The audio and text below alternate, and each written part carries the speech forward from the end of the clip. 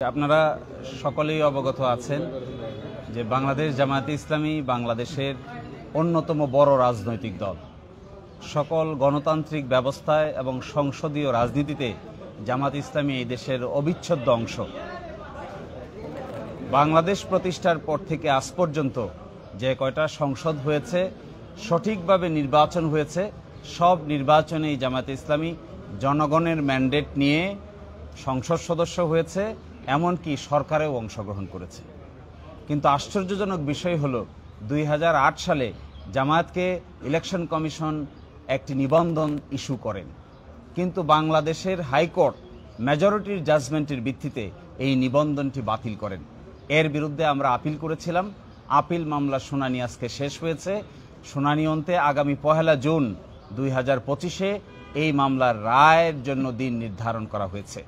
আজকে আদালতে মূলত আমরা বলেছি যে জামায়াতের রেজিস্ট্রেশন প্রক্রিয়াটা বাতিল করার মাধ্যমে এবং কেয়ারটেকার গভর্নমেন্ট সিস্টেম বাতিল করার মাধ্যমে পলিটিসাইজেশন অব জুডিশিয়ারি করা হয়েছে, অর্থাৎ বিচার বিভাগকে রাজনীতিকীকরণ করা হয়েছে। এবং আজকে যে জামায়াত ইসলামীর নিবন্ধন মামলা শুনানি হচ্ছে, যারা এই নিবন্ধন মামলা শুনানি অন্তে নিবন্ধন বাতিল করেছেন, তারা মূলত বাংলাদেশের উচ্চ আদালতকে রাজনৈতিকভাবে ব্যবহার করেছেন এবং এই জন্যই নিবন্ধনটি বাতিল করা হয়েছে। আমাদের এই আর্গুমেন্ট আদালত অত্যন্ত মনোযোগ দিয়ে শুনেছেন।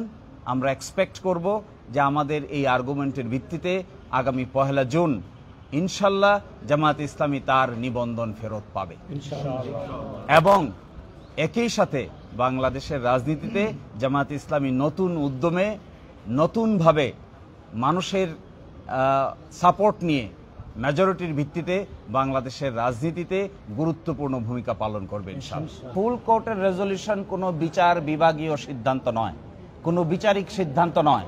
ফুল কোর্টের রেজলিউশন একটা প্রশাসনিক সিদ্ধান্ত। এই প্রশাসনিক সিদ্ধান্ত প্রশাসনিকভাবে নেওয়া হয়। আর আজকে আমরা আদালতের কাছে অবজারভেশন চেয়েছি। বাংলাদেশের সুপ্রিম কোর্ট সর্বোচ্চ আদালতের পক্ষ থেকে এই মর্মে অবজারভেশন দিতে আইনগত কোনো বাধা আমরা দেখি না। হ্যাঁ, আমরা এটাও বলেছি যে এখানে বাংলাদেশের সংবিধানের একটা অনুচ্ছেদ আছে 104, যাকে বলে কমপ্লিট জাস্টিস। এই কমপ্লিট জাস্টিসের থিওরি অ্যাপ্লাই করেও মাননীয় আপিল বিভাগ এই আদেশ দিতে পারেন। যে দুটো জিনিস আজকে যে আমরা যে আমাদের আপিলের তো দুটো বিষয় আপনারা দেখেছেন। একটা হলো জামায়াত ইসলামীর নিবন্ধন। আমরা আশা করি 1 জুন ইনশাল্লাহ বাংলাদেশ জামায়াতে ইসলামী তার নিবন্ধন ফিরে পাবেন ইনশাল্লাহ। আমরা এটাও প্রত্যাশা করি আমাদের উচ্চ আদালত এরকম অবজারভেশন দিবেন, যে অবজারভেশনের কারণে বাংলাদেশের নির্বাচন কমিশন জামায়াতে ইসলামীর দাঁড়িপাল্লা প্রতীকও বরাদ্দ দিবেন, এটা আমরা প্রত্যাশা করি।